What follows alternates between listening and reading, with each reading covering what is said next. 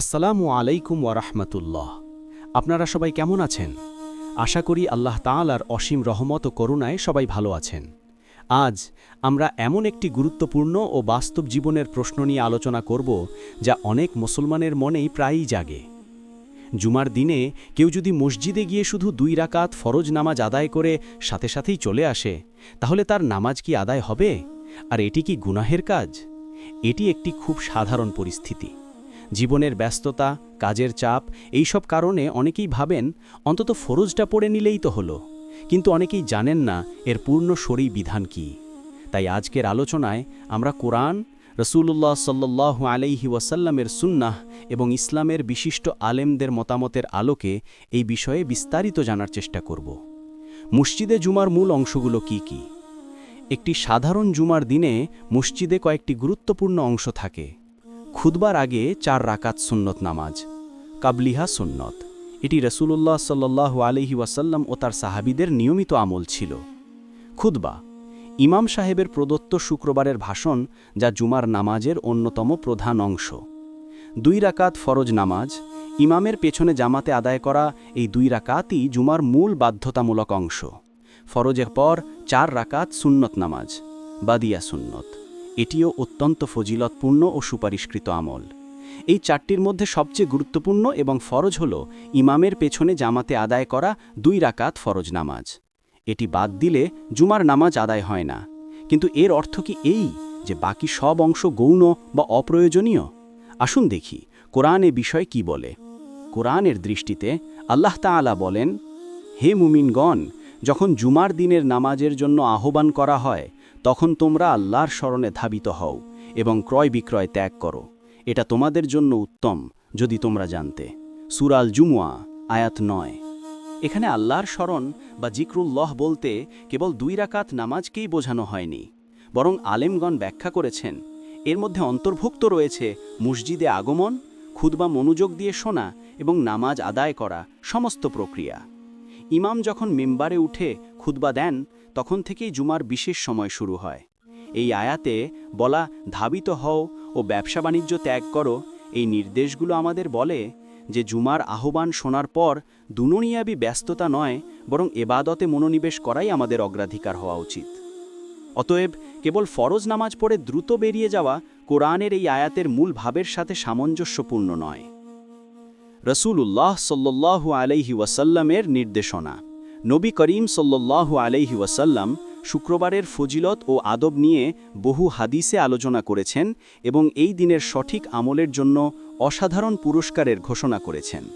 সহিহ বুখারী, মুসলিম ও তিরমিজিতে বর্ণিত এক হাদিসে রাসূলুল্লাহ সাল্লাল্লাহু আলাইহি ওয়াসাল্লাম বলেছেন, যে ব্যক্তি জুমার দিনে গোসল করে, নিজেকে পরিষ্কার করে, তেল বা সুগন্ধি ব্যবহার করে, মসজিদে হেঁটে যায়, 2 ব্যক্তির মাঝে জায়গা না কেড়ে বসে, যতটা পারে নামাজ পড়ে এবং যখন ইমাম খুতবা দেন তখন চুপচাপ মনোযোগ দেয়, তার এক জুমা থেকে আরেক জুমার মধ্যবর্তী গুনাহসমূহ ক্ষমা করা হয়। আরেক হাদিসে, তিরমিজি 496, তিনি বলেন, যে ব্যক্তি জুমার দিনে গোসল করে, সকাল সকাল যায়, হেঁটে যায়, ইমামের কাছে বসে, খুতবা মনোযোগ দিয়ে শোনে এবং অনর্থক কথা বলে না, তার প্রতিটি কদমের বিনিময়ে 1 বছর রোজা এবং 1 বছর তাহাজ্জুদের সওয়াব লেখা হয়। সুবহানাল্লাহ! 1 বছর রোজা এবং 1 বছর তাহাজ্জুদের সওয়াব, প্রতিটি কদমের বিনিময়ে। কিন্তু এই মহা সওয়াবের জন্য শর্ত হল সে আগে ভাগে যায়, খুতবা শোনে এবং মনোযোগ দেয়। যে ব্যক্তি শুধু ফরজ নামাজ পড়ে চলে যায়, সে এই সব সওয়াব ও বরকত থেকে বঞ্চিত হয়।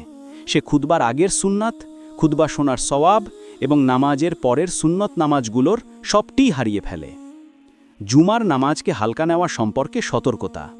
রাসূলুল্লাহ সাল্লাল্লাহু আলাইহি ওয়াসাল্লাম জুমার নামাজকে হালকা নেওয়া সম্পর্কে কঠোর সতর্ক বার্তা দিয়েছেন। তিনি বলেছেন, যে ব্যক্তি পরপর 3টি জুমা কোনো ওজর ছাড়াই ত্যাগ করে, আল্লাহ তার অন্তরে মোহর মেরে দেন। সুনান আবু দাউদ, হাদিস নাম্বার 1052। যদিও ফরজ নামাজ পড়ে চলে যাওয়া পুরো জুমার ত্যাগের সমান নয়, তবে এটি জুমার পূর্ণ মর্যাদা ও আদবকে অবজ্ঞা করার মতো আচরণ। এতে আপনি ফরজ আদায় করে ন্যূনতম দায়িত্ব পালন করলেন বটে, কিন্তু জুমার নামাজের আসল সৌন্দর্য, খুতবার উপদেশ, দোয়া ও বরকত সবকিছুই হারিয়ে ফেললেন। আলেমদের মতামত। ইসলামের বিশিষ্ট ইমামগণ এই বিষয়ে বিস্তারিত ব্যাখ্যা দিয়েছেন। ইমাম আবু হানিফা রাহিমাহুল্লাহ, যদি কেউ কেবল 2 রাকাত ফরজ নামাজ পড়ে চলে যায় তাহলে তার ফরজ আদায় হবে, নামাজ সহি হবে, তবে সুন্নতগুলো ছেড়ে দেওয়া মাকরুলে তানজিহি, অর্থাৎ এটি একটি অপছন্দনীয় কাজ যা না করাই উত্তম। ইমাম শাফেঈ ও ইমাম মালিক রাহিমাহুল্লাহ বলেন, ফরজ আদায় হয়ে গেলেও সাথে সাথেই চলে যাওয়া জুমার আদবের পরিপন্থী ও অনুচিত আচরণ। অর্থাৎ ফরজ নামাজ সঠিক হলেও এইরূপ করা ইসলামী আদব ও রসুল সাল্লাল্লাহু আলাইহি ওয়াসাল্লামের সুন্নার প্রতি অবহেলার প্রকাশ। সার সংক্ষেপ: ফরজ আদায় হবে, শুধু 2 রাকাত ফরজ পড়লে আপনার জুমার নামাজ সহি হবে, কিন্তু এটি একটি অপছন্দনীয় কাজ, কারণ এতে সুন্নত ও বরকত থেকে নিজেকে বঞ্চিত করা হয়। যদি বিশেষ ওজর থাকে, যেমন অসুস্থতা, জরুরি পরীক্ষা, চাকরির সাক্ষাৎকার বা অন্য অপ্রতিরোধ্য কারণ থাকে, তাহলে শুধু ফরজ পড়ে চলে যাওয়া বৈধ হবে। আল্লাহ ক্ষমাশীল, তিনি আপনার অবস্থার খবর রাখেন। কিন্তু যদি কোনো কারণ ছাড়াই এটি অভ্যাসে পরিণত হয়, তাহলে এটি জুমার পূর্ণ ফজিলত ও অবহেলার নিদর্শন। আমাদের জন্য শিক্ষা: আমরা দুনিয়ার সামান্য কাজের জন্য কত সময় ব্যয় করি, তাহলে সপ্তাহে একবার জুমার দিনে আল্লাহর ইবাদতের জন্য কয়েক মিনিট অতিরিক্ত সময় দিতে কি আমাদের কষ্ট হওয়া উচিত?